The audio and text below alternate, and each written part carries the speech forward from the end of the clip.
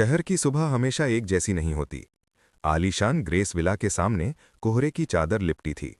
18 साल की मुस्कान के हाथों में एक लोहे का हुक था और कंधे पर एक बड़ा सा बोरा। उसके पैरों में फटी हुई चप्पलें कड़ाके की ठंड से उसका बचाव नहीं कर पा रही थीं, लेकिन उसके दिमाग में सिर्फ एक ही बात थी, आज कुछ ऐसा मिल जाए जिससे बीमार छोटे भाई के लिए दूध और दवा आ सके। जैसे ही उसने डस्टबिन के गहरे कोने में हुक मारा, उसे कुछ भारी महसूस हुआ।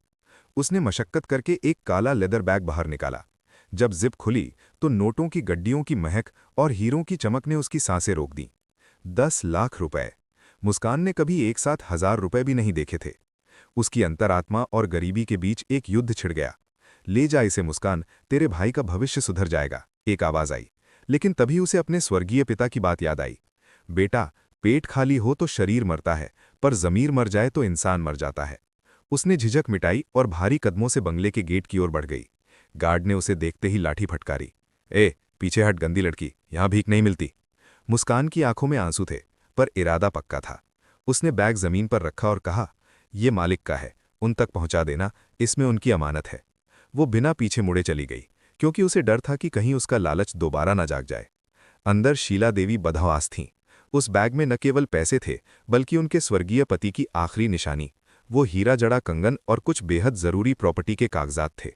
जब गार्ड ने बैग अंदर पहुंचाया और पूरी बात बताई, तो शीला देवी की रूह कांप गई।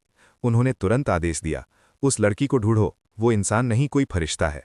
मुस्कान को घर में काम और रहने की जगह मिल गई, लेकिन उसे जल्द ही पता चला कि इस सोने के पिंजरे में एक पंछी घायल है। आर्यन, शीला देवी का इकलौता बेटा, एक्सीडेंट के बाद से व्हील चेयर पर था। वो सारा दिन अंधेरे कमरे में रहता, खाना लेकर जाती, वो थाली पटक देता। मुझसे हमदर्दी मत जताओ, अपनी औकात याद रखो, वो चिल्लाता। मुस्कान खामोश रहती, पर उसकी पारखी नजरें देख रही थीं कि आर्यन के पैरों में हरकत तो होती है, पर उसके मन में हार मान ली है। एक रात मुस्कान ने डॉक्टर खन्ना और शीला देवी की बातचीत सुनी। डॉक्टर ने कहा, शीला जी, आर्यन का केस मेडिकल नहीं साइकोलॉजिकल है। जब तक करो या मरो वाली स्थिति नहीं आएगी, उसका ब्रेन पैरों के डेड न्यूरॉन्स को एक्टिवेट करने का सिग्नल नहीं भेजेगा। मुस्कान ने एक बड़ा जोखिम लेने का फैसला किया। अगले दिन वो आर्यन को बगीचे के सबसे ऊपरी छोर पर ले गई, जहां से एक तेज ढलान सीधे नीचे की ओर जाती थी। तुम यहां क्यों लाई हो मुझे? आर्यन ने चिढ़कर पूछा। मुस्कान की आंखों में वो मासूमियत नहीं, बल्कि एक अजीब सी आग थी। उसने ठंडी आवाज में कहा, आर्यन सर, आप मरना चाहते हैं ना? क्योंकि आप एक बोझ बन चुके हैं, तो चलिए आज आपकी इच्छा पूरी कर देती हूं। इससे पहले कि आर्यन कुछ समझ पाता, मुस्कान ने पूरी ताकत से व्हीलचेयर को धक्का दे दिया। व्हीलचेयर ढलान पर किसी गोली की तरह दौड़ने लगी। नीचे नुकीली झाड़ियां और पत्थर थे।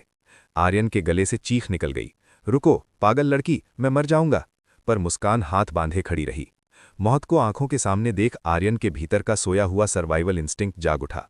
जैसे ही व्हीलचेयर एक पत्थर से टकराकर पलटने वाली थी, आर्यन ने एक झटके में अपने पैरों पर जोर दिया। अगले ही पल वो जमीन पर घिसट रहा था, लेकिन वो खड़ा था। उसके कांपते पैरों ने मिट्टी को जकड़ लिया था। उसने 2 कदम रखे, फिर 3, और फिर वो गिर पड़ा, पर इस बार वो व्हीलचेयर पर नहीं, अपनी जमीन पर था। आर्यन गुस्से और सदमे में लड़खड़ाता हुआ घर के अंदर पहुंचा। मां, उस लड़की ने मुझे मारने की कोशिश की। शीला देवी ने जब अपने बेटे को बिना सहारे खड़ा देखा, तो उनके हाथ से पूजा की थाली छूट गई। वो दौड़कर उसे गले लगाने लगी। बेटा, उसने तुझे मारा नहीं, उसने तुझे दोबारा जन्म दिया है। आर्यन ने पीछे मुड़कर देखा। मुस्कान गेट पर खड़ी मुस्कुरा रही थी। उसकी आंखों में अब वो कचरा बीनने वाली की दीनता नहीं थी, बल्कि एक रक्षक का गौरव था। शीला देवी ने मुस्कान के पास जाकर उसके सर पर हाथ रखा और घोषणा की, आज से तुम इस घर की बेटी हो, और अगर भगवान ने चाहा तो बहुत जल्द तुम इस साम्राज्य की बागडोर संभालोगी। तुम्हारी ईमानदारी ने हमें धन लौटाया, पर तुम्हारी बुद्धिमानी ने मुझे मेरा बेटा लौटा दिया। मुस्कान की कहानी हमें सिखाती है कि सच्ची अमीरी कपड़ों या बैंक बैलेंस में नहीं, बल्कि इरादों और ईमानदारी में होती है।